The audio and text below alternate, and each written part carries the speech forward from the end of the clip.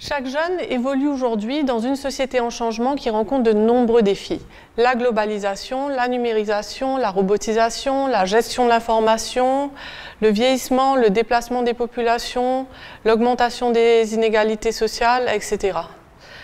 Si les ados ont de plus en plus conscience de ces défis, à quel point nous, les acteurs de l'école, sommes-nous prêts à les accompagner pour qu'ils exploitent vraiment toutes les opportunités dont ils ont à disposition et qu'ils puissent s'épanouir dans nos sociétés? C'est la question à laquelle nous allons tenter de répondre le 11 février à l'Université de Mons. Des experts et des acteurs de l'orientation de Belgique et de l'international nous partageront leur expérience sur l'orientation et les résultats issus de leurs pratiques ou de leurs recherches. Mais avant cela, pour tenter de mieux comprendre les enjeux du XXIe siècle, nous sommes allés au CRI rencontrer François Tadei, qui a travaillé sur les apprentissages au XXIe siècle.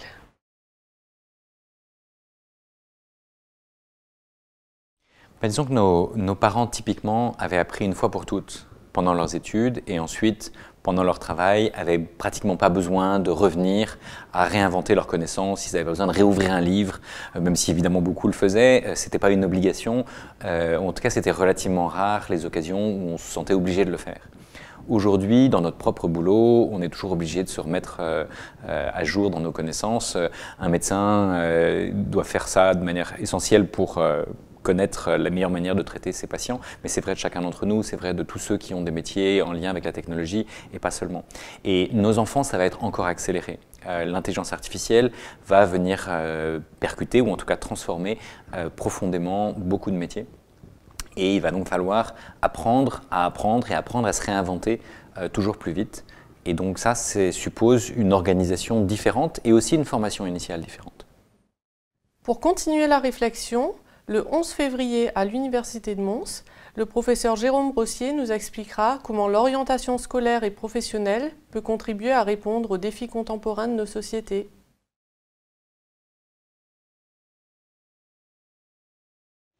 Je pense qu'un des défis des enseignants, c'est qu'ils ont été formés dans le monde d'hier et qu'ils doivent inventer les formations d'aujourd'hui pour préparer les élèves au monde de demain.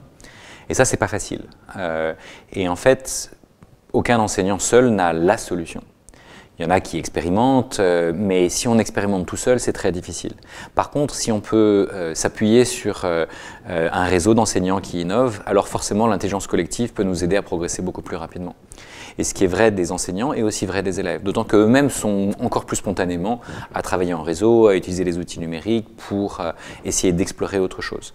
Mais en même temps, la question c'est comment est-ce qu'on transforme un système qui, pendant longtemps, a fonctionné de manière verticale et relativement rigide, avec relativement peu d'innovation.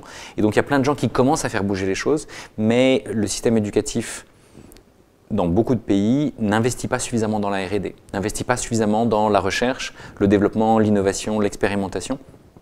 Et donc il faut penser par exemple le développement professionnel des enseignants de manière systématique, alors qu'aujourd'hui c'est souvent un des facteurs limitants. Et si on n'investit pas dans la recherche, si on n'investit pas dans la formation et dans le développement professionnel des enseignants, forcément le système éducatif va avoir du mal à s'adapter au rythme du changement. Pour contribuer aux pistes de développement en orientation, le 11 février, à l'Université de Mons, le professeur Jacques Pouillot nous explique comment accompagner les adolescents dans leur parcours d'orientation en prenant en compte l'espace de vie dans les transitions scolaires. Puis, la professeure Catherine Loisy identifiera des pistes pour encourager les enseignants à s'emparer de l'orientation dans leur discipline.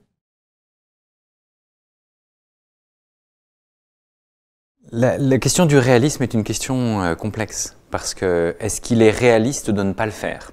Il n'est peut-être pas facile de le faire, mais si on ne le faisait pas, et si on prétendait que les problèmes du monde vont se résoudre d'eux-mêmes, ça n'est pas réaliste non plus. Donc si on veut être réaliste, on a besoin d'accompagner les enfants et les jeunes progressivement dans leur capacité à être des acteurs de changement, au moins d'eux-mêmes, et puis éventuellement de choses très locales, et puis progressivement de choses plus complexes.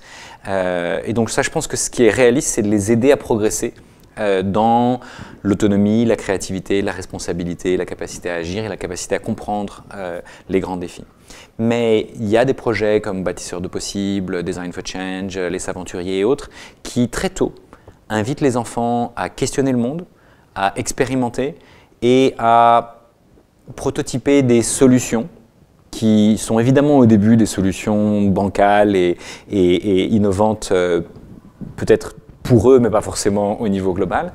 Mais progressivement, ils vont acquérir des compétences comme cette capacité à se poser des questions, la capacité à comprendre des enjeux toujours plus complexes. Et ça, c'est à mon avis la bonne manière de les aider à monter en compétences progressivement. Sur Internet, il y a un surcroît d'informations qui sont de qualité très hétérogène. Et donc comment est-ce qu'on développe l'esprit critique? C'est utile pour tous les élèves, mais en particulier pour ceux qui n'ont pas forcément le faire spontanément ou pas forcément à la maison, parce que la culture familiale ne sera pas forcément celle-là.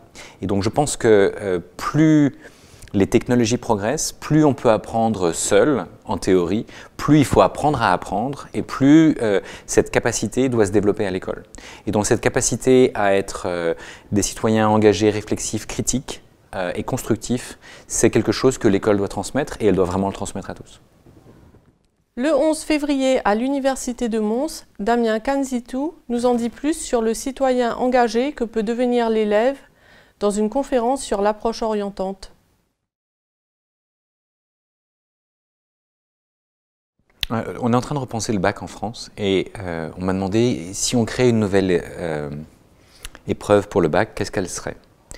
Et je me suis dit que s'il y avait une épreuve où on invite les jeunes à réfléchir sur le sens de ce qu'ils font, de ce qu'ils apprennent, le sens qu'ils veulent donner à leur vie, je pense que ça serait extrêmement intéressant.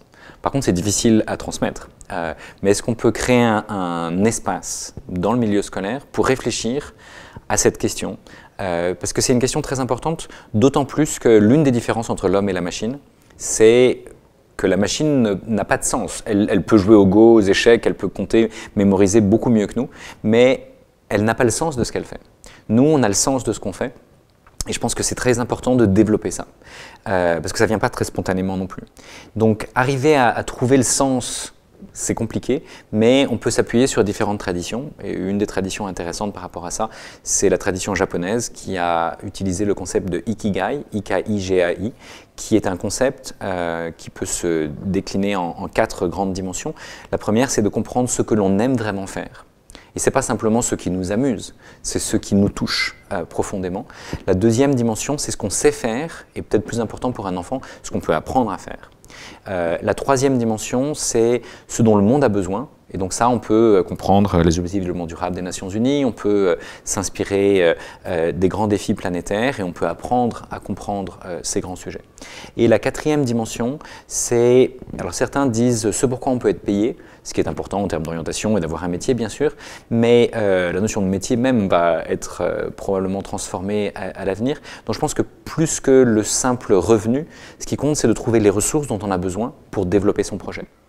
Et ces ressources, ça peut être des ressources financières pour soi, ça peut être des ressources financières pour acheter de l'équipement, ça peut être des ressources humaines, ça peut être des technologies, ça peut être d'avoir un environnement qui est propice. Donc il faut bien comprendre ces ressources. Et si on sait trouver ces 4 cercles, ce que l'on aime, ce que l'on sait faire ou peut apprendre à faire, ce dont le monde a besoin et les ressources qu'on peut trouver, si on sait identifier ces 4 cercles et si on sait identifier progressivement les intersections entre ces 4 cercles, alors on peut trouver quelque chose qui nous correspond vraiment, qui est pour les Japonais cet ikigai, ce chemin de vie, la raison de se lever le matin. Ce qui peut être utile pour les adolescents. Et pas seulement. Le 11 février, à l'Université de Mons, la professeure Valérie Cohen-Scali nous présente comment les interventions de conseil en life design et écologie du développement humain peuvent aider chacun à construire sa vie. À la fin de la journée d'études, des acteurs de terrain nous partageront leur expérience autour d'une table ronde. Puis Marc Demeuse nous présentera les enjeux du pacte pour un enseignement d'excellence dans l'orientation des élèves. Et ne ratez surtout pas notre cocktail de fin de journée, une occasion supplémentaire d'échanger avec toutes les personnes qui seront présentes. Pour vous inscrire, rendez-vous sur ce lien qui apparaît à l'écran. L'inscription est gratuite et je vous dis donc à bientôt le 11 février à l'Université de Mons.